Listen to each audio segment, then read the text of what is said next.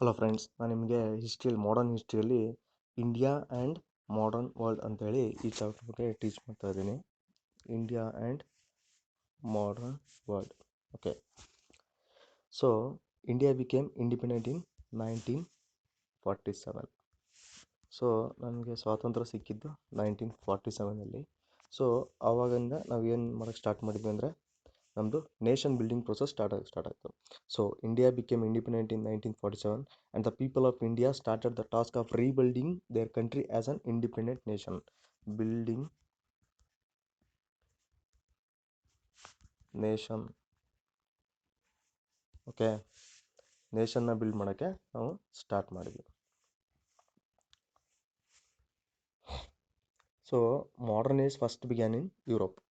So ಯುರೋಪಲ್ಲಿ ಏನಾಯ್ತು ಅಂದರೆ ಫಸ್ಟ್ ಮಾಡರ್ನ್ ಏಜ್ ಸ್ಟಾರ್ಟ್ ಆಗಿದ್ದು ಯುರೋಪಲ್ಲಿ. Modern age began in Europe. ಎಲ್ಲರಿಗೂ ಗೊತ್ತಿದೆ ಇಂಡಸ್ಟ್ರಿಯಲ್ ರೆವಲ್ಯೂಷನ್ ಎಲ್ಲಾಗಿತ್ತು ಅಂತೇಳಿ, ಯುರೋಪಲ್ಲಾಗಿದ್ದು. ಸೊ ಹಾಗೆ ಮಾಡರ್ನ್ ಏಜ್ ಕೂಡ ಇಲ್ಲೇ ಸ್ಟಾರ್ಟ್ ಆಗಿತ್ತು, ಇಲ್ಲಿ ಯುರೋಪಲ್ಲಿ.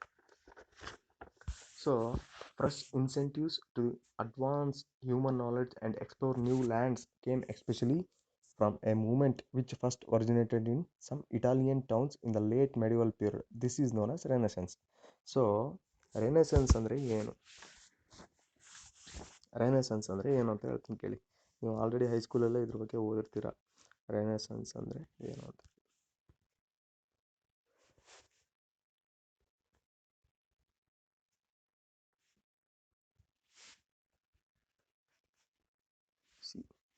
ಸೊ ರೆನೆಸೆನ್ಸ್ ಅಂದರೆ ಏನು? ರೆನೆಸೆನ್ಸ್ ಅಂದರೆ ಏನು ಮಾಡ್ತಾರೆ ಅಂದರೆ, ಇಟಲಿಯಲ್ಲಿ fresh incentives were given to the human knowledge to advance human knowledge and explore new lands. So ಅಂದರೆ ಬೇರೆ ಡಿಫ್ರೆಂಟಾಗಿ ಹೊಸತನವನ್ನು ಯೋಚನೆ ಮಾಡೋರಿಗೆ ಫ್ರೆಶ್ ಇನ್ಸೆಂಟಿವ್ಸ್ ಕೊಟ್ಬಿಟ್ಟು ನೆಕ್ಸ್ಟು ಅವರನ್ನು ಡಿಫ್ರೆಂಟ್ ಲ್ಯಾಂಡ್ಸ್ಗೆ ನೀವು ಹೊಸ ಹೊಸ ಭೂಮಿಗಳನ್ನು ಅಂದರೆ ಹೊಸದಾಗಿರ್ತಕ್ಕಂಥ ಖಂಡಗಳನ್ನು ಅಂದರೆ ಮಾರ್ಕೆಟ್ ಟ್ರೇಡಿಂಗೋಸ್ಕರ ಕಂಡುಹಿಡೀರಿ ಅಂತ ಹೇಳ್ಬಿಟ್ಟು ಅವ್ರನ್ನ ದುಡ್ಡು ಕೊಟ್ಬಿಟ್ಟು ಏನು ಕಳಿಸ್ತಾಯಿದ್ರು. ನಾವು ಆ ಪೀರಿಯಡನ್ನ ನಾವು ಏನಂತ ಹೇಳ್ತೀವಿ ಅಂದರೆ ಲೇಟ್ ಮೆಡಿವಲ್ ಪೀರಿಯಡಲ್ಲಿ ನಾವು ಅದಕ್ಕೆ ಏನಂತ ಹೇಳ್ತೀವಿ ಅಂದರೆ ರೆನೆಸೆನ್ಸ್ ಅಂತ ಹೇಳಿ ಹೇಳ್ತೀವಿ. ಅಂದರೆ ಹೊಸದಾಗಿ ಥಿಂಕ್ ಮಾಡಿ ಹೊಸದೇನಾದರೂ ಕಂಡುಹಿಡಿಯೋಕ್ಕೆ ನಾವು ಅವರನ್ನು ಒಂಥರ ಪ್ರೇರೇಪಣೆಗೊಳಿಸೋದು. ಇದಕ್ಕೆ ನಾವು ಏನಂತ ಹೇಳ್ತೀವಿ? ರೆನೆಸೆನ್ಸ್ ಅಂತೇಳಿ ಕರಿತೀವಿ. Okay, the renaissance inspired many people in Europe to think for themselves and boldly question all established principles and institutions. ಈ ರೆನೆಸೆನ್ಸು ಇವ್ರು ಏನು ಮಾಡಿದ್ರು, ಅಡ್ವಾನ್ಸ್ ಆಗಿ ಥಿಂಕ್ ಮಾಡೋಕ್ಕೆ ಸ್ಟಾರ್ಟ್ ಮಾಡಿಬಿಟ್ಟು ಏನು ಮಾಡಿದ್ರು ಅಂದರೆ ಕ್ವಶನ್ ಮಾಡೋಕ್ಕೆ ಸ್ಟಾರ್ಟ್ ಮಾಡ್ತಾರೆ. ಏನನ್ನ? ಈಗ ಆಲ್ರೆಡಿ ಎಸ್ಟಾಬ್ಲಿಷ್ ಆಗಿರ್ತಕ್ಕಂತಹ ಸೊಸೈಟಿ ಇರುತ್ತಲ್ಲ, ಸೊಸೈಟಿಯಲ್ಲಿ ಹೈಯರ್ ಅಪ್ಪರ್ ಅಂತ ಹೇಳಿ ಡಿವಿಷನ್ಸ್ಗಳನ್ನ ಮಾಡ್ಕೊಂಡಿರ್ತಾರಲ್ಲ, ಇದನ್ನೆಲ್ಲ ಇನ್ಸ್ಟಿಟ್ಯೂಷನ್ಸ್ನ ಮತ್ತು ಎಸ್ಟಾಬ್ಲಿಷ್ಡ್ ಪ್ರಿನ್ಸಿಪಲ್ಸ್ನ ಕ್ವಶನ್ ಮಾಡೋಕ್ಕೆ ಸ್ಟಾರ್ಟ್ ಮಾಡ್ತಾರೆ. ಯಾರು? ಈ ರೆನೆಸೆನ್ಸಲ್ಲಿ ಮುಂದುವರೆದಿರ್ತಕ್ಕಂಥವ್ರು. This led to the growth of the scientific method. ಇದು ಏನಕ್ಕೆ ಕಾರಣ ಆಯಿತು ಅಂದರೆ led to growth of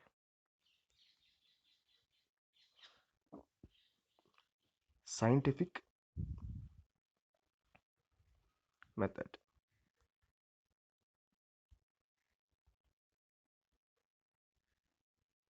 so scientific ಮೆಥಡಲ್ಲಿ ಎಲ್ಲರೂ ಥಿಂಕ್ ಮಾಡೋಕ್ಕೆ ಸ್ಟಾರ್ಟ್ ಮಾಡ್ತಾರೆ ಮತ್ತು ಹೊಸದನ್ನು ಏನಾದರೂ ಕಂಡುಹಿಡಿಯೋಕ್ಕೆ ಸ್ಟಾರ್ಟ್ ಮಾಡ್ತಾರೆ. ಓಕೆನಾ? Next, this led to the growth of scientific method, that is by learning by questioning, observation and experimentation.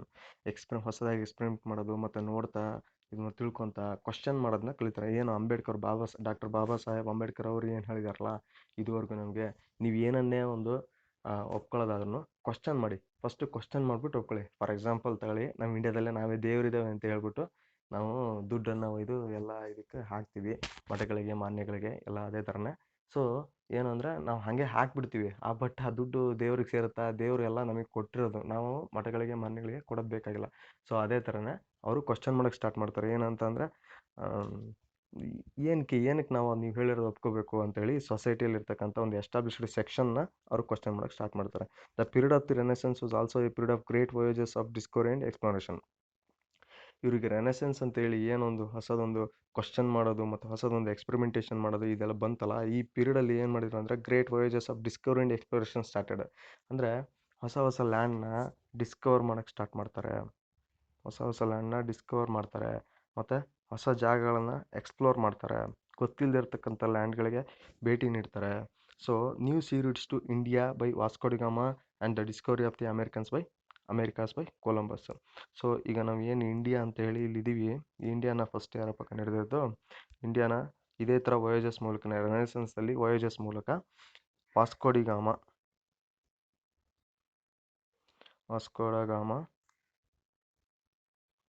ಇಂಡಿಯಾನ ಕಂಡುಹಿಡಿತಾರೆ. ಹಾಗೆ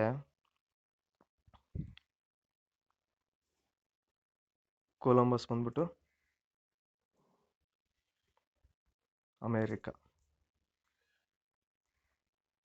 ಅಮೇರಿಕಾನ ಕಂಡುಹಿಡಿತಾರೆ. ಓಕೆನಾ? So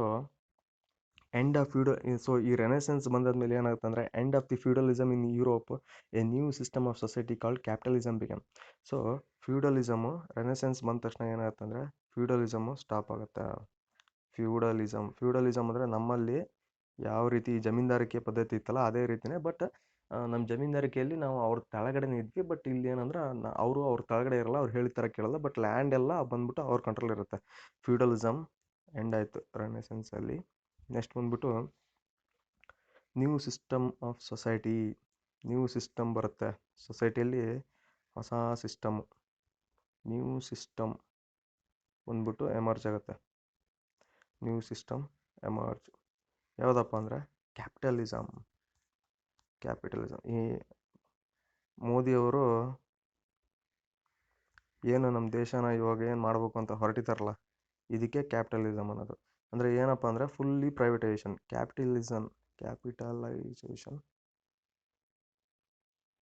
capitalisation is nothing but privatisation.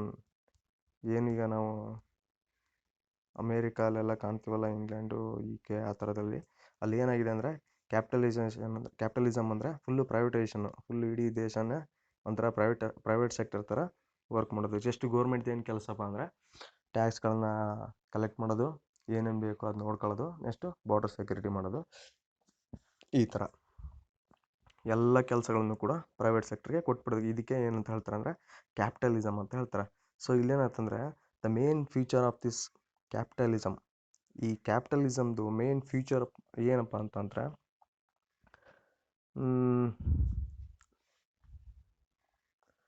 ಒಂದೆರಡು ಕ್ಲಾಸ್ಗಳು ಎಮರ್ಜ್ ಆಗ್ತವೆ. ಒಂದು ಏನಂದರೆ ಕ್ಯಾಪಿಟಲಿಸ್ಟ್ ಅಂತೇಳಿ, ಇನ್ನೊಂದು ವರ್ಕರ್ಸ್ ಅಂತೇಳಿ ಎರಡು ಕ್ಲಾಸ್ ಎಮರ್ಜ್ ಆಗ್ತವೆ. ಈ ಕ್ಯಾಪಿಟಲಿಸಮಿಂದ ಏನಾಗುತ್ತೆ ಅಂದರೆ ಕ್ಯಾಪಿಟಲಿಸ್ಟ್ಸ್ ಆ್ಯಂಡ್ ವರ್ಕರ್ಸ್ ಎರಡು ಕ್ಲಾಸ್ಗಳು ಎಮರ್ಜ್ ಆಗ್ತವೆ. ಒಂದು ಕ್ಯಾಪಿಟಲಿಸ್ಟು, ಇನ್ನೊಂದು ವರ್ಕರ್ಸ್ ಅಂತೇಳಿ. ಸೊ ಈ ಕ್ಯಾಪಿಟಲಿಸ್ಟ್ ಅಂದರೆ ಫಾರ್ ಎಕ್ಸಾಂಪಲ್ ಇವಾಗೇನು ಅದಾನಿ ಅಂಬಾನಿ ಅಂತೇಳಿ ಕರಿತೀವಲ್ಲ, ಇವರು ಕ್ಯಾಪಿಟಲಿಸ್ಟ್ಗಳು. ಇನ್ನು ಅದ್ರ ಕೆಳಗಡೆ ಬರ್ತಕ್ಕಂಥ ವರ್ಕರ್ಸು ನಾವು ಏನಂದರೆ ಈ ವರ್ಕರ್ಸು. ಓಕೆನಾ?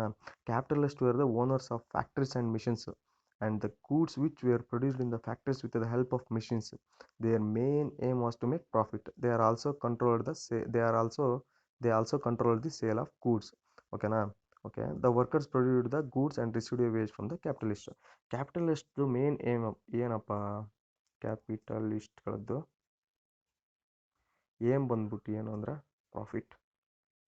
ಇವಾಗ ಏನು ನಮಗೆ ಮೋಸ ಮಾಡಿದ್ರಲ್ಲ, ಏನು ಜಿಯೋದವರು ಫಸ್ಟಿಗೆ ಏನು ಮಾಡಿದರು, ಫಸ್ಟಿಗೆ ಕಾಂಪಿಟೇಷನ್ನ ಕಡಿಮೆ ಮಾಡೋಕ್ಕೋಸ್ಕರ ಫೀಲ್ಡಲ್ಲಿ ಇರ್ತಕ್ಕಂಥವ್ರನ್ನ ತೆಗೆದು ಹಾಕೋಕ್ಕೋಸ್ಕರ ಏನು ಮಾಡಿದರು ಅಂದರೆ ಜಿಯೋದವ್ರು ಬಂದ್ಬಿಟ್ಟು ಸ್ಟಾರ್ಟಿಂಗ್ ಏನು ಮಾಡಿದ್ರು ಅಂದರೆ ಕ್ಯಾಪಿಟಲಿಸ್ಟ್ ಬಂದ್ಬಿಟ್ಟು ಇರೋರನ್ನ ಮಾರ್ಕೆಟಿಂದ ಆಚೆ ಹಾಕಿದರು. ಫಾರ್ ಎಕ್ಸಾಂಪಲ್ ಕಾಂಪಿಟೇಷನ್ನೇ ಮಾಡೋಕ್ಕಾಗದೇ ಇರೋ ಥರ ಮಾಡಿದರು.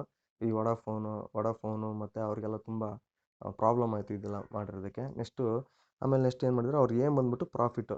ಸೊ ಜನಗಳು ನಾವು ಜಿಯೋಗೆ ಅಡಾಪ್ಟ್ ಆಗೋ ಥರ ಮಾಡಿದರು.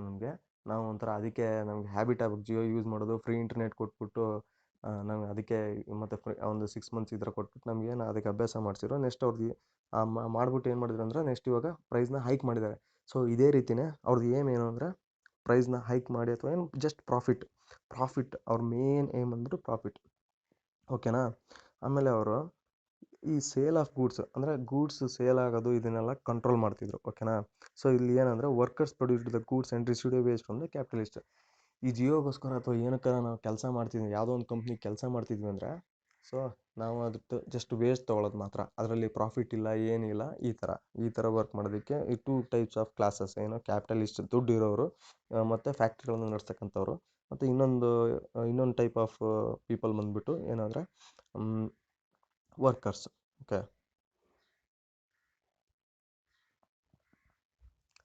So under the new system, the factory owner or the capitalist was the most powerful person in society in place of the feudal lords of earlier times. Okay. ಇವಾಗ ನಮ್ಮ ಇಂಡಿಯಾದಲ್ಲಿ ಯಾವ ಥರ ಆಗಿದೆಯಪ್ಪ, ಈ ನ್ಯೂ ಸಿಸ್ಟಮಲ್ಲಿ ಇಲ್ಲಿ ನಮ್ಮಲ್ಲಿ ಏನಾಗಿದೆ, ಕ್ಯಾಪಿಟಲಿಸ್ಟ್ಗಳು ಅಂದರೆ ಈಗ ಅದಾನಿ, ಅಂಬಾನಿ ಮತ್ತು ಈ ಥರ ಟಾಟಾದವರು, ಬಿರ್ಲಾ, ಇವರೆಲ್ಲ ಏನಾಗಿದ್ದಾರೆ ಅಂದರೆ ಇವಾಗ ಮೋರ್ ಪವರ್ಫುಲ್ ಆಗಿದ್ದಾರೆ. ಕ್ಯಾಪಿಟಲಿಸ್ಟ್ಗಳು ಬಂದ್ಬಿಟ್ಟು ಮೋರ್ ಪವರ್ಫುಲ್, ಓಕೆನಾ. ಏನಾದರೂ ಹೊಸ ನೀತಿ ಅವ್ರಿಗೆ ಫೇವರ್ ಆಗಿರೋದು ಬೇಕು ಅಂದರೆ ಇವರೇ ಡಿಕ್ಟೇಟ್ ಮಾಡೋದು ನಮ್ಮ ರಾಜಕಾರಣಿಗಳಿಗೆ. ಅದೆಲ್ಲ ನಮಗೆ ಗೊತ್ತಾಗಲ್ಲ. ಮತ್ತು ಈ ಪೊಲಿಟಿಕಲ್ ಇದನ್ನು ನಡ್ಸೋಕ್ಕೋಸ್ಕರ ಏನು ನಾವು BJP ಆಗಿರ್ಬೋದು, ಕಾಂಗ್ರೆಸ್ ಆಗಿರ್ಬೋದು, ಇವ್ರಿಗೆ ಫಂಡೆಲ್ಲ ಯಾರು ಕೊಡ್ತಾರೆ? ಈ ಇಂಡಸ್ಟ್ರಿಯಲಿಸ್ಟ್ಗಳೇ ಕೊಡೋದು. ಈ ಕ್ಯಾಪಿಟಲಿಸ್ಟ್ಗಳೇ ಫಂಡ್ಗಳನ್ನ ಕೊಟ್ಬಿಟ್ಟು ಅವ್ರ ಕೈಯಲ್ಲಿ ಅವ್ರಿಗೆ ಈ ಫಂಡ್ ಕೊಟ್ಟಿರ್ತಾರೆ. ಸೊ ಅದಕ್ಕೋಸ್ಕರ ಅವ್ರೇನಂದ್ರೆ ಅವ್ರಿಗೆ ಫೇವರ್ ಆಗಿ ಮುಂದೆ ಇದರಲ್ಲಿ ಕೆಲಸ ಮಾಡ್ತಾರೆ ಅಥವಾ ಹೊಸ ನಿಯಮಗಳನ್ನ ಜಾರಿ ತರ್ತಾರೆ, ಓಕೆನಾ. ಸೊ ಹೀಗೆ ಅವ್ರ ಪವರ್ಫುಲ್ನ ಜನರ ಮೇಲೆ ತೋರಿಸಲ್ಲ, ಅವರು ಹೊಸ ನಿಯಮಗಳನ್ನ ತಂದುಬಿಟ್ಟು ಅವರಿಗೆ ಲಾಭ ಆಗೋ ಥರ ಮತ್ತು ಬೇರೆಯವ್ರಿಗೆ ಲಾಭ ಆಗದೇ ಇರೋ ಥರ ಮಾಡಿಬಿಟ್ಟು ಅವ್ರಿಗೆ ಫೇವರ್ ಆಗೋ ಥರ ಕಾನೂನು ತಿದ್ದುಪಡಿಗಳನ್ನ ಮಾಡಿಸ್ಕೊತಾರೆ. ಸೊ ಈ ಥರ ಅವ್ರು ಪವರ್ಫುಲ್ ಆಗಿರ್ತಾರೆ ಕ್ಯಾಪಿಟಲಿಸ್ಟ್ಗಳು. So England was the first country to develop the system. ಈ ಕ್ಯಾಪಿಟಲಿಸ್ಟ್ ಸಿಸ್ಟಮ್ ಬಂದ್ಬಿಟ್ಟು ಫಸ್ಟ್ ಇಂಗ್ಲೆಂಡಲ್ಲಿ ಡೆವಲಪ್ ಆಗಿರೋದು. Capitalist developed first in England. First capitalist ಅನ್ನೋ ಒಂದು ಸಿಸ್ಟಮ್ ಬಂದ್ಬಿಟ್ಟು ಇಂಗ್ಲೆಂಡಲ್ಲಿ ಡೆವಲಪ್ ಆಯಿತು. The use of machines first began in England. ನಿಮ್ಗೆ ಗೊತ್ತಿದೆ ಇಂಡಸ್ಟ್ರಿಯಲ್ ರೆವಲ್ಯೂಷನ್ ಫಸ್ಟ್ ಸ್ಟಾರ್ಟ್ ಆಗಿದ್ದು ಕೂಡ ಇಂಗ್ಲೆಂಡಲ್ಲೇ. ಸೊ ಹಾಗೆ ಯೂಸ್ ಆಫ್ ಮೆಷಿನ್ಸ್ ಅದು ಕೂಡ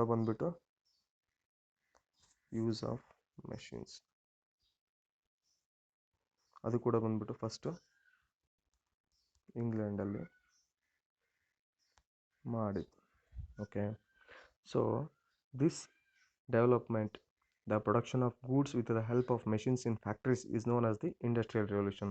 ಸೊ ಈ ರೆವಲ್ಯೂಷನ್ ಅಂದರೆ ಈ ಸಿಸ್ಟಮ್ ಹೊಸ ಡೆವಲಪ್ಮೆಂಟ್ ಇದೆಯಲ್ಲ, ಇದಕ್ಕೆ ಏನಂತ ಹೇಳ್ತಾರೆ ಅಂದರೆ industrial revolution. This development, the production of goods with the help of machines ಅಂದರೆ ಮಿಷನ್ನಿನ ಯೂಸಿಂದ ನಾವು ಫ್ಯಾಕ್ಟ್ರಿಗಳಲ್ಲಿ ಏನು ಹೊಸ ಪ್ರಾಡಕ್ಟ್ಸ್ಗಳನ್ನ ಅಥವಾ ಗೂಡ್ಸ್ನ ಪ್ರೊಡಕ್ಷನ್ ಮಾಡ್ತೀವಿ. ಸೊ ಇದಕ್ಕೆ ಏನಂತ ಹೇಳ್ತಾರೆ, ತಯಾರಿಸ್ತೀವಿ. ವಿತ್ ದ ಹೆಲ್ಪ್ ಆಫ್ ಮಿಷನ್ನಿಂದ ನಾವು ಗೂಡ್ಸ್ಗಳನ್ನ ತಯಾರು ಮಾಡ್ತೀವಿ. ಇದಕ್ಕೆ ಏನಂತ ಹೇಳ್ತಾರೆ ಅಂದರೆ ಫಸ್ಟು ಇಂಡಸ್ಟ್ರಿಯಲ್ ರೆವಲ್ಯೂಷನ್ ಅಂತೇಳಿ ಹೇಳ್ತಾರೆ. Industrial revolution,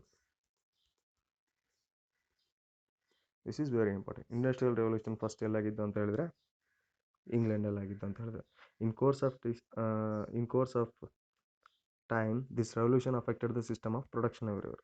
so industrial revolution ಆದರೆ ಏನಾಗುತ್ತೆ, ಪ್ರೊಡಕ್ಷನ್ ಜಾಸ್ತಿ ಆಗುತ್ತೆ. ಆ ಕಂಟ್ರಿದು ಪ್ರೊಡಕ್ಷನ್ ಜಾಸ್ತಿ ಆದರೆ ಏನಾಗುತ್ತೆ, ಮತ್ತು ಇಂಡಸ್ಟ್ರಿಯಲ್ ಮಿಷನ್ನಿಂದ ನಾವು ಎಲ್ಲ ವಸ್ತುಗಳನ್ನ ತಯಾರು ಮಾಡೋದ್ರಿಂದ ಏನಾಗುತ್ತೆ ಅಂದರೆ ಚೀಪ್ ಆಗುತ್ತೆ. ಮತ್ತು ಟೆಕ್ನಾಲಜಿ ಯೂಸ್ ಮಾಡೋದ್ರಿಂದ ಏನಾಗುತ್ತೆ ಅಂದರೆ ಕಾಸ್ಟ್ ತುಂಬ ಕಡಿಮೆ ಆಗುತ್ತೆ, ಮಾಸ್ ಪ್ರೊಡಕ್ಷನ್ ಆಗುತ್ತೆ. ಹಾಗಾಗಿ ಜಾಸ್ತಿ ಪ್ರೊಡಕ್ಷನ್ ಆಗುತ್ತೆ. ಸೊ ಇದನ್ನು ನೆಕ್ಸ್ಟ್ ಏನು ಮಾಡ್ತಾರೆ ಅಂದರೆ ಡಂಪಿಂಗ್ ಮಾಡ್ತಾರೆ. ಬೇರೆ ಕಂಟ್ರಿಗಳಲ್ಲಿ ಇದನ್ನ ಡಂಪಿಂಗ್ ಮಾಡ್ತಾರೆ. ಡಂಪಿಂಗ್ ಮಾಡೋದು ಅಂದರೆ ಏನಪ್ಪ ಅಂತಂದರೆ, ಇವಾಗ ಫಾರ್ ಎಕ್ಸಾಂಪಲ್ ಚೀನಾದವರು ನಮ್ಮ ಇಂಡಿಯಾದಲ್ಲಿ ಹೇಗೆ ಡಂಪ್ ಮಾಡ್ತಾ ಇದ್ದಾರಲ್ಲ ಅವ್ರ ಪ್ರಾಡಕ್ಟ್ಸ್ನ, ಸೇಮ್ ಅದೇ ರೀತಿಯೇ ಇಂಗ್ಲೆಂಡಿಂದ ಬೇರೆ ಕಂಟ್ರಿಗಳಿಗೆ ಅವ್ರ ಪ್ರಾಡಕ್ಟ್ಸ್ನ ಡಂಪ್ ಮಾಡ್ತಾಯಿದ್ರು, ಅದು ಕಡಿಮೆ ರೇಟಿಗೆ. ನೆಕ್ಸ್ಟ್ ಬಂದ್ಬಿಟ್ಟು the American and French revolution, ಇದು ನೋಡೋಣ.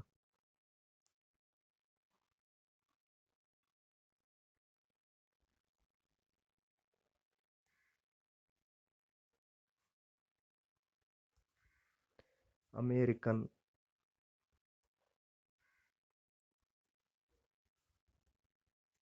And French revolution.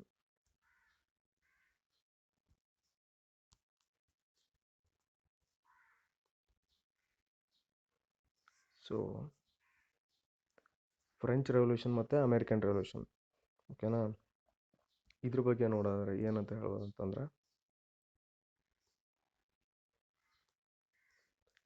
ಫ್ರೆಂಚ್ ಮತ್ತು ಅಮೇರಿಕನ್ ರೆವಲ್ಯೂಷನ್ಗಳು ಯಾಕೆ ಆದವು, ಓಕೆನಾ. So these two revolutions, American and French revolutions which played on important role in the making of the modern world.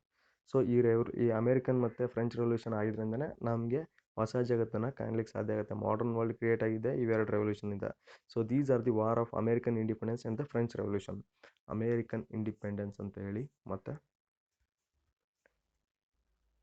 American independence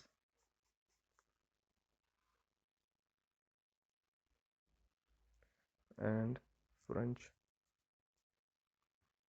Revolution.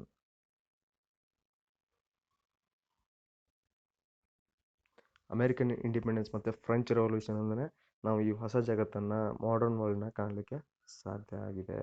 The first one involved the English government against it's 13 colonies in north America. So 13 ಕಾಲನಿಗಳು ಈ English government ವಿರುದ್ಧ ತಿರುಗಿ ಬೀಳ್ತವೆ. ಎಲ್ಲಿ? ಅಮೇರಿಕಾದಲ್ಲಿ 13 colonies. Okay, 13 ಕಾಲೋನಿಗಳು ಏನು ಮಾಡ್ತವೆ ಅಂದರೆ English government ವಿರುದ್ಧ ತಿರುಗಿ ಬಿಡ್ತವೆ. ಎಲ್ಲಿ? North America. ಕ್ಯಾಪಿಟಲ್ ಬರಬೇಕಿತ್ತು. ನಾರ್ತ್ ಅಮೇರಿಕಾದಲ್ಲಿ ತಿರುಗಿ ಬೀಳ್ತಾರೆ ಈ 13 ಕಾಲೋನಿಗಳು ಇರ್ತಕ್ಕಂಥವ್ರು. So most of the people settled in these colonies had come from England. So ಈ ಅಮೇರಿಕನ್ ಕಾಲನೀಸಲ್ಲಿ ಯಾರು ಸ್ಟೇ ಮಾಡಿರ್ತಾರಲ್ಲ ಅವರು ಎಲ್ಲಿಯವ್ರು ಗೊತ್ತಾ ನಿಮಗೆ? ಇಂಗ್ಲೆಂಡ್ ಅವರೇ. ಇಂಗ್ಲೆಂಡ್ ಅವರೇ ಬಂದ್ಬಿಟ್ಟು ಬಿಸ್ನೆಸ್ ಮಾಡೋಕ್ಕೆ, ಕೆಲಸಕ್ಕೆ ಅಂತೇಳಿ ಬಂದು ಸೇರ್ಕೊಂಡವರು. ಅವರು ಅಲ್ಲಿ ಜನನೇ ಆಗಿ ಬೆರೆತು ಹೋಗಿರ್ತಾರೆ. ಸೊ ಅದೇನಾಗಿರುತ್ತೆ ಅಂದರೆ ಹೊಸದಾಗಿ ಬಂದಿರ್ತಂಥ ಇಂಗ್ಲೆಂಡ್ ಅವರಿಗೆ, ಅಂದರೆ ಅಲ್ಲೇ ಹುಟ್ಟಿ ಬೆಳೆದಿರ್ತಕ್ಕಂಥವ್ರಿಗೆ ಈ ಇಂಗ್ಲೆಂಡಿಂದ ಬಂದು ಸೆಟ್ಲ್ ಆಗಿರ್ತಾರೆ. ಅವ್ರ ಮಕ್ಕಳು ಎಲ್ಲ ಅಲ್ಲೇ ಹುಟ್ಟಿರ್ತಾರೆ, ಅಲ್ಲೇ ಬೆಳೆದ್ಬಿಟ್ಟು ಅವರು ಅಮೇರಿಕನ್ಸ್ ಆಗಿರ್ತಾರೆ. ನೆಕ್ಸ್ಟು ಇಂಗ್ಲೆಂಡ್ ಅವರು ಹೊಸದಾಗಿ ಬಂದಿರೋರು ಏನು ಮಾಡ್ತಾರೆ ಅಂದರೆ ಈ ಅಮೇರಿಕನ್ಸ್ಗೆ ಯಾವುದೇ ರೀತಿಯ ಕನ್ಸೆಷನ್ಗಳು ಕೊಡಲ್ಲ, ಏನು ಕೊಡಲ್ಲ. ಅವ್ರನ್ನ ಸಪ್ರೇಟ್ ಅಂತೇಳಿ ಕನ್ಸಿಡರ್ ಮಾಡ್ತಾರೆ. ಓಕೆನಾ. But still they are also from England. But they were not given the rights which English man living in England enjoyed. ಅವರಿಗೆ ಯಾವುದೇ ರೀತಿಯ ರೈಟ್ಸ್ಗಳನ್ನು ಕೊಟ್ಟಿರಲ್ಲ. ಯಾರಿಗೆ? ಅಮೇರಿಕಾದಲ್ಲಿ ವಾಸ ಮಾಡಿರ್ತಕ್ಕಂಥವ್ರಿಗೆ ಯಾವುದೇ ರೀತಿಯ ರೈಟ್ಸ್ಗಳನ್ನ ಕೊಟ್ಟಿರಲ್ಲ. ಓಕೆ. ಬಟ್ ಇಂಗ್ಲೀಷ್ ಮೆನ್ಗಳಿಗೆ, ಅಂದರೆ ಇಂಗ್ಲೀಷ್ ಮೆನ್ಗಳು ಯಾರು ಇಂಗ್ಲೆಂಡಿಂದ ಬಂದು ಸ್ಟೇ ಮಾಡಿರ್ತಾರಲ್ಲ ಅವರಿಗೆ, ಇಂಗ್ಲೀಷ್ ಮೆನ್ಗಳಿಗೆ ಎಲ್ಲ ರೀತಿಯ ರೈಟ್ಸ್ ಮತ್ತು ಫೆಸಿಲಿಟಿಗಳು ಮತ್ತು ಕನ್ಸೆಷನ್ಗಳು ಸಿಗ್ತಾ ಇರುತ್ತೆ. So the settlers in the English colonies of North America were under the rule of mother country England. So mother country England ಅಂತ ಏನು ಕೇಳಿ ಯೂಸ್ ಮಾಡಿದ್ದಾರೆ ಅಂದರೆ ಎಲ್ಲರೂ ಕೂಡ ಅಲ್ಲಿಯವರೇ, ಅದಕ್ಕಾಗಿ ಮದರ್ ಕಂಟ್ರಿ ಅಂತೇಳಿ ಯೂಸ್ ಮಾಡಿದ್ದಾರೆ. Okay. So this mother country ಅಂದರೆ ಈ ಇಂಗ್ಲೆಂಡ್ ಬಂದ್ಬಿಟ್ಟು used to collect the taxes from the settlers. ಅಂದರೆ ಆಲ್ರೆಡಿ ಇಲ್ಲಿ ಸೆಟ್ಲ್ ಆಗಿರ್ತಾರಲ್ಲ ಅವ್ರ ಕಡೆಯಿಂದ ಟ್ಯಾಕ್ಸ್ಗಳನ್ನು ಅದು ಕಲೆಕ್ಟ್ ಮಾಡ್ತಾ ಇರುತ್ತೆ. As the taxes vent high and many kinds of restrictions on the businesses and administration is imposed by the English government. So restrictions ಮತ್ತು ಆ business ಮೇಲೆ ರಿಸ್ಟ್ರಿಕ್ಷನ್ಸು ಮತ್ತು ಅಡ್ಮಿನಿಸ್ಟ್ರೇಷನ್ ಮೇಲೆ ರಿಸ್ಟ್ರಿಕ್ಷನ್ಸ್ನ ಇಂಪೋಸ್ ಮಾಡ್ತಾರೆ. ಯಾರು? ಮದರ್ ಕಂಟ್ರಿಯವರು ಅಮೇರಿಕನ್ಸ್ ಮೇಲೆ. So the colony started protesting. So ನಿಮ್ಮ ಮೇಲೆ ಏನಾದರೂ ಈಗ ಮೋದಿ ಗೌರ್ಮೆಂಟವರೇ ಫಾರ್ ಎಕ್ಸಾಂಪಲ್ ರೈತರ ಮೇಲೆ ಏನು ಹಾಕಿದ್ರು ಅಂದರೆ ಒಂದು ಹೊಸ ಫಾರ್ಮ್ಗಳನ್ನ ತರೋಕ್ಕೆ ಪ್ರಯತ್ನ ಪಟ್ಟರು ಕೂಡ ನಮ್ಮ ಇಂಡಿಯಾದಲ್ಲಿ ಅದಕ್ಕೆ ಅವಕಾಶ ಮಾಡಿಕೊಡ್ಲಿಲ್ಲ. ಅದೊಂದು ಒಳ್ಳೆ ಕೆಲಸ ಮಾಡಿದರು ರೈತರು. ಸೊ ಹಾಗೆ ಅದೇ ರೀತಿ ಇವರು ಕೂಡ ಏನು ಮಾಡಿದ್ರು, ಪ್ರೊಟೆಸ್ಟ್ ಮಾಡಿದ್ರು. ನಮ್ಮ ರೈತರು ಯಾವ ರೀತಿ ಪ್ರೊಟೆಸ್ಟ್ ಮಾಡಿದ್ರಲ್ಲ ಅದೇ ರೀತಿಯೇ ಅಮೇರಿಕನ್ಸ್ ಕೂಡ, ಅಂದರೆ ಮದರ್ ಕಂಟ್ರಿಯಿಂದ ಬಂದಿರತಕ್ಕಂಥ ಮದರ್ ಕಂಟ್ರಿ ಆಗಿರ್ತಕ್ಕಂಥ ಇಂಗ್ಲೆಂಡಿಂದ ಬಂದಿರತಕ್ಕಂಥ ಅಮೇರಿಕನ್ಸ್ ಅಲ್ಲಿ ಸೆಟ್ಲ್ ಆಗಿರ್ತಾರಲ್ಲ ಅವರು ಪ್ರೊಟೆಸ್ಟ್ ಮಾಡ್ತಾರೆ. ಅದಕ್ಕೆ ಇವರು ಏನು ರಿಸ್ಟ್ರಿಕ್ಷನ್ಸ್ ಇಂಪೋಸ್ ಮಾಡಿರ್ತಾರಲ್ಲ ಅದಕ್ಕೋಸ್ಕರ ಪ್ರೊಟೆಸ್ಟ್ ಮಾಡಿದ್ರು ಏನಾಗುತ್ತೆ ಅಂದರೆ ಪ್ರೊಟೆಸ್ಟ್ ಮಾಡ್ತಾರೆ. ಬಟ್ ಅದ್ರ ವಿರುದ್ಧ ಹೋರಾಡ್ತಾರೆ. The people of these colonies began to consider themselves American. So ಇವಾಗ ಏನಂತ ಅವ್ರನ್ನ ಏನಂತ ಕನ್ಸಿಡರ್ ಮಾಡ್ಕೊಳಕ್ಕೆ ಸ್ಟಾರ್ಟ್ ಮಾಡಿದ್ರು ಅಂದರೆ ಸಪ್ರೇಟಾಗಿ ನಾವು ಅಮೇರಿಕನ್ಸ್ ಅಂತ ಹೇಳಿ ಅವರು ಕನ್ಸಿಡರ್ ಮಾಡ್ಕೊಳಕ್ಕೆ ಸ್ಟಾರ್ಟ್ ಮಾಡ್ತಾರೆ. ನಾವು ಅವರಿಂದ ಬೇರೆ, ನಾವು ಅವರಿಂದ ಸಪ್ರೇಟ್ ಅಂತೇಳಿ ಅಮೇರಿಕನ್ಸ್ ಅಂತೇಳಿ ಅವರು ಥಿಂಕ್ ಮಾಡೋಕ್ಕೆ ಸ್ಟಾರ್ಟ್ ಮಾಡ್ತಾರೆ. ಓಕೆನಾ. And as a nation which should be independent of England. ನಾವು ಫ್ರೀ ಆಗಬೇಕು, ಇಂಗ್ಲೆಂಡಿಂದ ನಾವು ಫ್ರೀ ಆಗಬೇಕು ಅಂತೇಳಿ ಅಮೇರಿಕನ್ಸು ಡಿಸೈಡ್ ಮಾಡ್ತಾರೆ. ನೆಕ್ಸ್ಟು ಪ್ರೊಟೆಸ್ಟ್ ಮಾಡೋಕ್ಕೆ ಸ್ಟಾರ್ಟ್ ಮಾಡ್ತಾರೆ. Some English and the French philosophers of the time said that man has certain fundamental rights which no government can take away. ಅಂದರೆ ಇಂಗ್ಲೀಷರ್ಸ್ ಮತ್ತು ಫ್ರೆಂಚಲ್ಲಿರ್ತಕ್ಕಂಥ ಫಿಲಾಸಫರ್ಸ್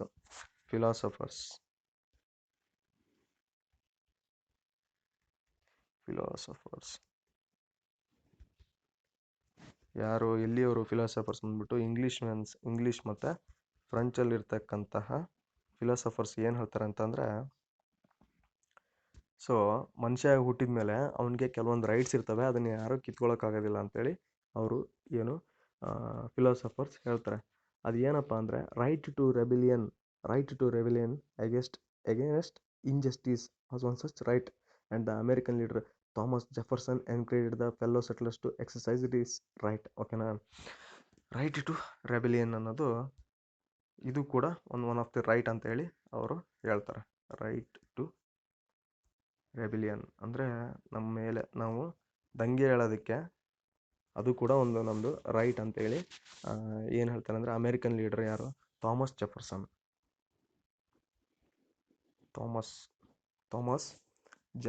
ಬಂದ್ಬಿಟ್ಟು ಹೇಳ್ತಾರೆ. Thomas Jefferson right to rebellion ಕೂಡ ಹೇಳ್ತಾರೆ. ಅಂದರೆ ಅಲ್ಲಿ ಸೆಟ್ಲ್ ಆಗಿರ್ತಕ್ಕಂಥ ಅವರು ಕೂಡ ಒನ್ ಆಫ್ ದಿ ಸೆಟ್ಲರು. ಸೊ ನಾವು ಈ ರೈಟ್ನ ನಾವು ಎಕ್ಸಸೈಸ್ ಮಾಡಬೇಕು, ನಾವು ಇದನ್ನು ಜಾರಿಗೆ ತರಬೇಕು ಅಂತೇಳಿ ಅವರು ಹೇಳ್ತಾರೆ. ಯಾರೋ ಥಾಮಸ್ ಜೆಫರ್ಸನ್ ಅವರು. On July 1776, the representatives of 13 colonies met together and adopted declaration of independence. ಅವರೆಲ್ಲರೂ ಸೇರಿಬಿಟ್ಟು ಜುಲೈ 13ನಲ್ಲಿ ಏನು ಮಾಡ್ತಾರೆ ಅಂದರೆ 4th July 1776 13 ಕಾಲನಿಯಿಂದ ರೆಪ್ರೆಸೆಂಟ್ ಆಗಿರ್ತಾರಲ್ಲ ಮೆಂಬರ್ಸ್ಗಳು, ಅವರೆಲ್ಲ ಏನು ಮಾಡ್ತಾರೆ ಅಂದರೆ ಅವರೊಂದು ಡಿಕ್ಲರೇಷನ್ನ ಅಡಾಪ್ಟ್ ಮಾಡ್ಕೊತಾರೆ. ಅದು ಏನಪ್ಪ ಅಂದರೆ declaration of independence. Okay, declaration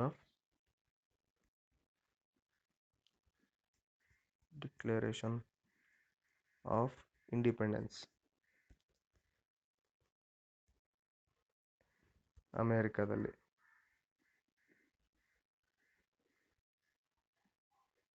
ಯಾವಾಗ? 4th July 1776. 4th July 1776. Okay, 4th July ಅವರು ಡಿಕ್ಲರೇಷನ್ ಆಫ್ ಇಂಡಿಪೆಂಡೆನ್ಸ್ ಅಂತ ಹೇಳಿ ಅಡಾಪ್ಟ್ ಮಾಡ್ಕೊತಾರೆ.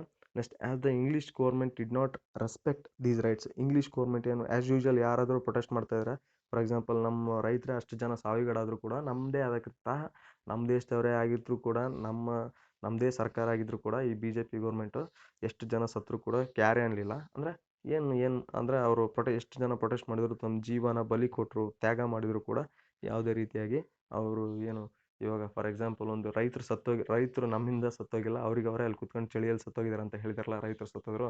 ಸೇಮ್ ಅದೇ ಥರನೇ ಇಲ್ಲಿ ಕೂಡ ಅದ್ರ ವಿರುದ್ಧ ಅವ್ರು ಏನೇ ಪ್ರೊಟೆಸ್ಟ್ ಮಾಡಿದ್ರು ಕೂಡ government did not respect.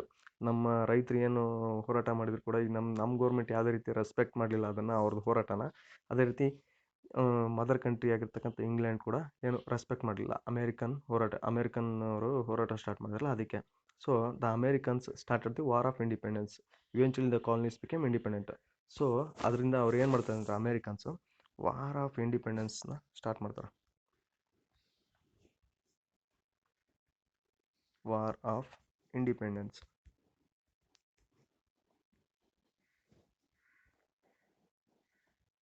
Start ಮಾಡ್ತಾರೆ. ಸೊ ಅವ್ರು ನೆಕ್ಸ್ಟ್ ಏನಾಗ್ತದೆ ಅಂದರೆ ತದನಂತರದಲ್ಲಿ 13 ಕಾಲನೀಸ್ ಕೂಡ ಫ್ರೀ ಆಗ್ತಾರೆ. Okay, the colonies became independent. They adopted a republican form of government and called themselves the United States of America. ಅವರು ಯಾವ ಥರದ ಗೌರ್ಮೆಂಟ್ನ ಅಡಾಪ್ಟ್ ಮಾಡ್ಕೊಂಡಿರ್ತಾರೆ ಅಂದರೆ ರಿಪಬ್ಲಿಕನ್ ಗೌರ್ಮೆಂಟ್ನ ಅಡಾಪ್ಟ್ ಮಾಡ್ಕೊಂಡಿರ್ತಾರೆ. ಸೊ ರಿಪಬ್ಲಿಕನ್ ಗೌರ್ಮೆಂಟ್ ಅಡಾಪ್ಟ್ ಮಾಡ್ಕೊಂಡಿರ್ತಾರೆ. ಅವ್ರು ಏನಂತ ಕರೀತಾರೆ ಅಂದರೆ USA, United States of America ಅಂತ ಹೇಳಿ ಅವ್ರ ದೇಶನ ಹೊಸದಾಗಿ ಮಾಡ್ಕೊತಾರೆ. ರಿಪಬ್ಲಿಕ್ ಅಂದರೆ ಏನಪ್ಪ? ರಿಪಬ್ಲಿಕ್ ಅಂದರೆ ಡೆಮೋಕ್ರೆಟಿಕ್ ಅಂತ ಹೇಳಿ. ಅಂದರೆ ರಿಪಬ್ಲಿಕ್ ಅಂದರೆ ನಮ್ಮ ದೇಶ ಇದೆಯಲ್ಲ, ಇದೇ ಥರನೇ ವೋಟಿಂಗ್ ಸಿಸ್ಟಮ್ ಎಲ್ಲ ಬಂದ್ಬಿಟ್ಟು ಜನರಿಂದ ಆಗೋದು, ಅವ್ರ ದೇಶನ ಅವರೇ ಆಳೋದು. ಇದಕ್ಕೆ ನಾವು ರಿಪಬ್ಲಿಕ್ ಅಂತ ಹೇಳ್ತಾರೆ, ಡೆಮೋಕ್ರೆಟಿಕ್ ರಿಪಬ್ಲಿಕ್ ಅಂತೇಳಿ. In a republic government it derives, ಓಕೆನಾ, the government derives its powers from the people. ಜನಗಳಿಂದ, ಅಂದರೆ ಜನಗಳಿಂದ, power from the people. Republican government is nothing but derives power from the people. Power from the people. ಯಾವುದೇ ರಾಜ ಆ ಥರ ಏನೂ ಇರಲ್ಲ, ಯಾವುದೇ ಬೇರೆ ಹೊರಗಿನ ಗೋರ್ಮೆಂಟ್ ಇರಲ್ಲ. It derives the power from the people. ನಾವು ಜನಗಳಿಂದನೇ ನಾವು ಪವರ್ನ ತಗೊಳ್ತೀವಿ. ಇದಕ್ಕೆ ರಿಪಬ್ಲಿಕನ್ ಟೈಪ್ ಆಫ್ ಗೌರ್ಮೆಂಟ್ ಅಂತ ಹೇಳಿ ಕರಿತಾರೆ. ದ ಪೀಪಲ್ಸ್ ರೆಪ್ರೆಸೆಂಟೇಟಿವ್ಸ್ ಹೂ ನಾವು form the new government in USA adapted a bill of rights. ಇವರು ಏನು ಹೊಸ ಗೌರ್ಮೆಂಟ್ನ ಫಾರ್ಮ್ ಮಾಡಿರ್ತಾರೆ, ಒಂದು ಹೊಸ ಬಿಲ್ನ ಇವರು ಅಡಾಪ್ಟ್ ಮಾಡ್ಕೊತಾರೆ. ಆ ಬಿಲ್ ಯಾವುದಪ್ಪ ಅಂದರೆ bill of rights. Bill of rights ಅಂತ ಹೇಳಿ. ಬಿಲ್ ಆಫ್ ರೈಟ್ಸ್ ಅಂದರೆ ಏನು? This bill guaranteed to the citizens of USA certain rights.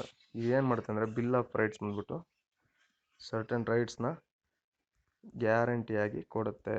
Certain rights. Okay, ನಮ್ಮ ಇಂಡಿಯಾದಲ್ಲಿ ಯಾವ ರೀತಿ ಫಂಡಮೆಂಟಲ್ ರೈಟ್ಸ್ ಇದಾವಲ್ಲ ಅದೇ ಥರನೇ.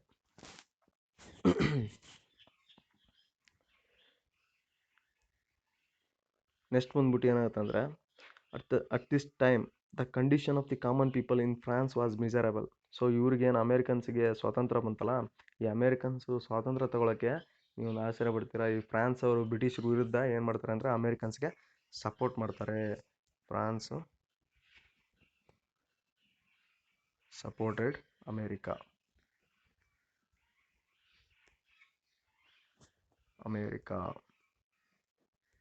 ಅವರು ಮದರ್ ಕಂಟ್ರಿ ವಿರುದ್ಧ ಹೋರಾಡೋಕ್ಕೆ ಫ್ರಾನ್ಸ್ ಅವರು ಏನು ಮಾಡ್ತಾರೆ ಅಂದರೆ ಸಪೋರ್ಟ್ ಮಾಡ್ತಾರೆ. ಬಟ್ ಅಟ್ ದಿಸ್ ಟೈಮ್ ಫ್ರಾನ್ಸಲ್ಲಿ ಕೂಡ condition of the people was very miserable. ಸರಿ ಇರಲ್ಲ ಕಂಡೀಷನ್ ಪೀಪಲ್ದು, ಅಂದರೆ ಜನಗಳ ಕಷ್ಟ ತುಂಬ ಜಾಸ್ತಿ ಆಗಿರುತ್ತೆ, ದಬ್ಬಾಳಿಕೆ ತುಂಬ ಜೋರಾಗಿರುತ್ತೆ. By the nobles and the high ups of the church enjoyed all the privileges. ಓಕೆನಾ, ಇಲ್ಲಿ ಏನಾಗಿರುತ್ತೆ ಅಂದರೆ ಎಲ್ಲ ಪ್ರಿವಿಲೇಜಸ್ ಬಂದ್ಬಿಟ್ಟು ನೋಬೆಲ್ಸ್ ಇರ್ತಾರಲ್ಲ. ಇವಾಗ ನಮ್ಮಲ್ಲಿ ನೋಬೆಲ್ಸ್ ಅಂದರೆ ಹಿಂದಿನ ಕಾಲದಲ್ಲಿ ಯಾರಾಗಿದ್ರು, ನಾವು ರಾಜರ ಆಳ್ವಿಕೆ ಇದ್ದಾಗ ನೋಬೆಲ್ಸ್ ಅಂದರೆ ಮಂತ್ರಿಗಳು ಮತ್ತು ಪುರೋಹಿತ ವರ್ಗದವರು, ಇವ್ರಿಗೆ ನಾವು ನೋಬೆಲ್ಸ್ ಅಂತೇಳಿ ಟ್ರೀಟ್ ಮಾಡ್ತಿದ್ರು ನಮ್ಮ ಇಂಡಿಯಾದಲ್ಲಿ ಮುಂಚೆ. ಅದೇ ರೀತಿಯೇ ಇಲ್ಲೇನಾಗಿದೆ ಅಂದರೆ ಚರ್ಚಲ್ಲಿ ಇರ್ತಕ್ಕಂಥವ್ರು ಹೈಯಪ್ಸ್, ಅಂದರೆ ಚರ್ಚಲ್ಲಿ ಒಳ್ಳೆ ಪೊಸಿಷನ್ ಇರ್ತಕ್ಕಂಥವ್ರು ಈ ಪ್ರಿವಿಲೇಜಸ್ನ ಚರ್ಚಲ್ಲಿ ಇರ್ತಕ್ಕಂಥವ್ರು, ಒಂದು ಚರ್ಚು ಮತ್ತು ನೋಬೆಲ್ಸ್, ಇವರು ಏನು ಮಾಡ್ತಿದ್ರು ಅಂದರೆ enjoyed privileges.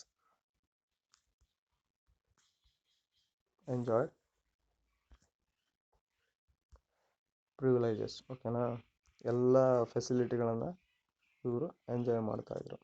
So even those who were rich, ಜನಗಳು ರಿಚ್ ಆಗಿದ್ರು ಕೂಡ, but did not belong to noble families such as the merchants had no rights.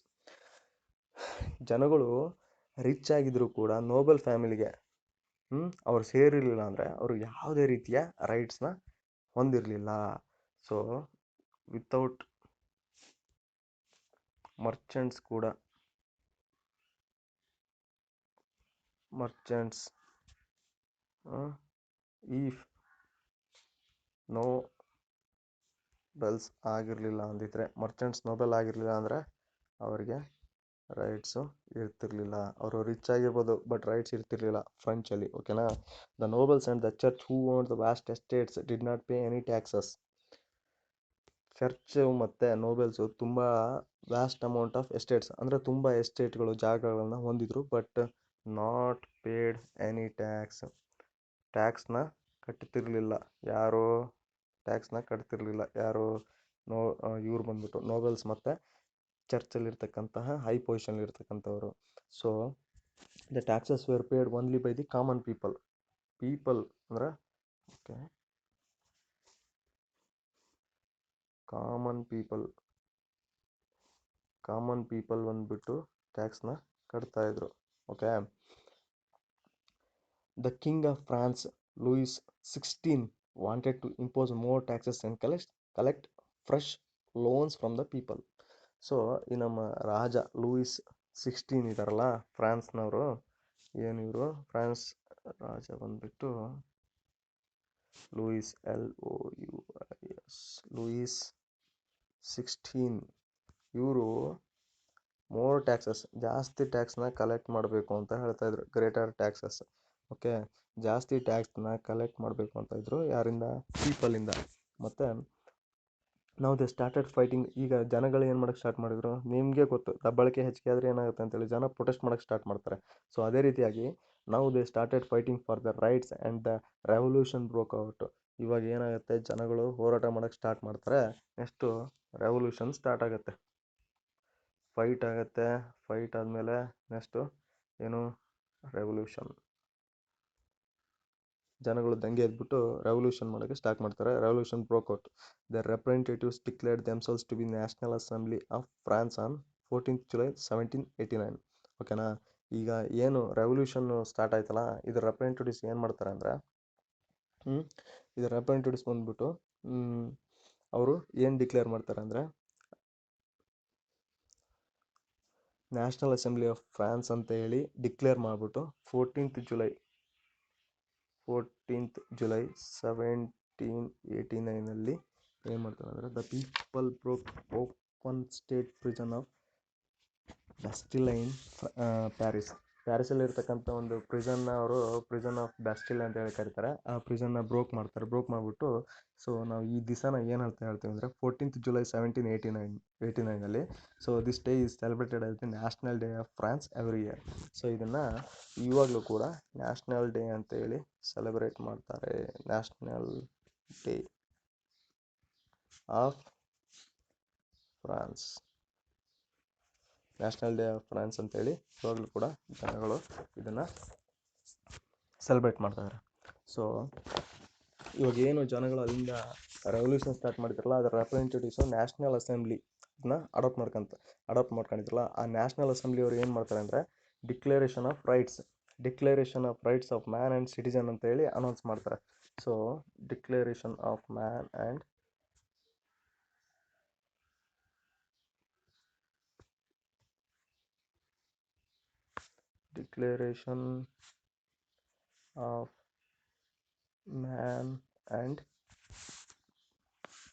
Citizen. Okay, declaration of man and citizen ಅಂತೇಳಿ ಏನೊಂದು ಹೊಸದಾಗಿರ್ತಕ್ಕಂಥ ಒಂದು ಇದನ್ನು ಅಡಾಪ್ಟ್ ಮಾಡ್ಕೊತಾರೆ. Announcing that men R born and remain free and equal in rights. So ಜನಗಳು ಹುಟ್ಟನೆ ರೈಟ್ಸ್ನ ಪಡ್ಕೊಂಡು ಬಂದಿರ್ತಾರೆ, ಯಾರದೇ ಅಂಡರಲ್ಲಿ ಇರೋಲ್ಲ ಅಂತೇಳಿ ಈ ಈಕ್ವಲ್ ಇನ್ ರೈಟ್ಸ್ ಅಂತೇಳಿ, ಫ್ರೀ ಆ್ಯಂಡ್ ಈಕ್ವಲ್ ಅಂದರೆ men R born and remain free and equal in rights ಅಂತೇಳಿ ಇದನ್ನ ಹೊಸದು ಏನು declaration of rights of men and citizen ಅಂತೇಳಿ ಇದನ್ನು ನ್ಯಾಷನಲ್ ಅಸೆಂಬ್ಲಿಯವರು ಏನು ರೆವಲ್ಯೂಷನ್ ಆಗಿರುತ್ತಲ್ಲ, ರೆವಲ್ಯೂಷನ್ನ ರೆಪ್ರೆಸೆಂಟೇಟಿವ್ಸು ಇದನ್ನ ಅಡಾಪ್ಟ್ ಮಾಡ್ಕೊತಾರೆ. So the republic of France was established. So ಅವಾಗಿಂದ ಏನಾಯ್ತಂದ್ರೆ ರಿಪಬ್ಲಿಕ್ ಆಫ್ ಫ್ರಾನ್ಸ್ ಅಂದರೆ ಏನು ಹೇಳಿ, ರಿಪಬ್ಲಿಕ್ ಅಂದರೆ it gets the power from the citizens, it derives the power from the citizens ಅಂದರೆ ಪೀಪಲಿಂದ, it derives the power from the people, ಜನಗಳಿಂದನೇ ಪವರ್ನ ತೆಗೆದುಕೊಳ್ತಕ್ಕಂತಹದ್ದಕ್ಕೆ ಏನಂತ ಹೇಳ್ತಾರೆ, ರಿಪಬ್ಲಿಕ್ ಅಂತ ಹೇಳ್ತೀವಿ. ಸೊ ಅವಾಗ ಏನಾಯ್ತಂದ್ರೆ the republic of France was established. So republic of France so republic of France established. Okay, so and liberty, fraternity and equality became its guiding principle. So ಫ್ರಾನ್ಸ್ನ ಗೈಡಿಂಗ್ ಪ್ರಿನ್ಸಿಪಲ್ ಯಾವ್ದು ಅಂದರೆ liberty, fraternity